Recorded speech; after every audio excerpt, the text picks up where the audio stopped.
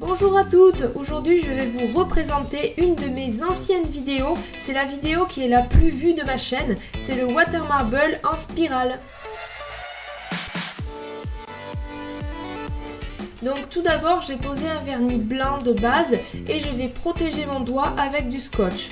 Pour avoir beaucoup plus d'informations et d'astuces pour que votre Water Marble fonctionne, je vous conseille d'aller voir la vidéo que je vous mets en annotation où je vous explique un petit peu comment ça fonctionne en détail. Donc là j'ai utilisé des vernis pastel fluo, ça va vraiment être à la mode pour cet été. Et donc j'ai mis de l'eau minérale dans mon pot pour que ça fonctionne un peu mieux, donc c'est à température ambiante. Et je vais mettre donc les gouttes de vernis les unes après les autres pour que ça fasse des cercles qui vont s'étaler. Donc voilà, je les étale vraiment assez, faut le faire assez vite en fait. Ensuite avec mon petit cure-dent, je vais étaler les cercles pour qu'ils touchent le bord de mon pot. Et si jamais il me reste de la place, je continue à mettre des gouttes de vernis. Et ensuite à l'intérieur, je vais faire une spirale avec mon cure-dent. Je peux éventuellement en faire deux, comme ça on choisit la plus jolie, ou alors on peut tremper deux doigts en même temps, c'est ce que j'ai fait pour mon annulaire et mon majeur.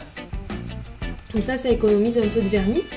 Donc ensuite je trempe le doigt dans l'eau, je souffle sur l'eau pour faire sécher et avec un bâtonnet je racle le surplus.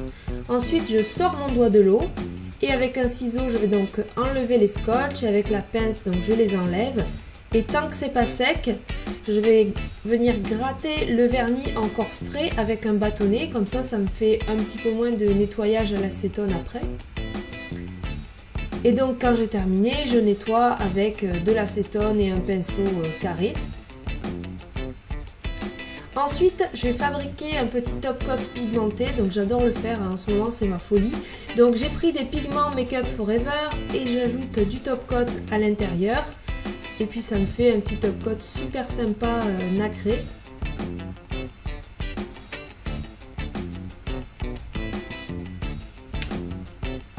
Ensuite j'ajoute un petit peu de paillettes avec mon liner pour donner un peu plus de reflet.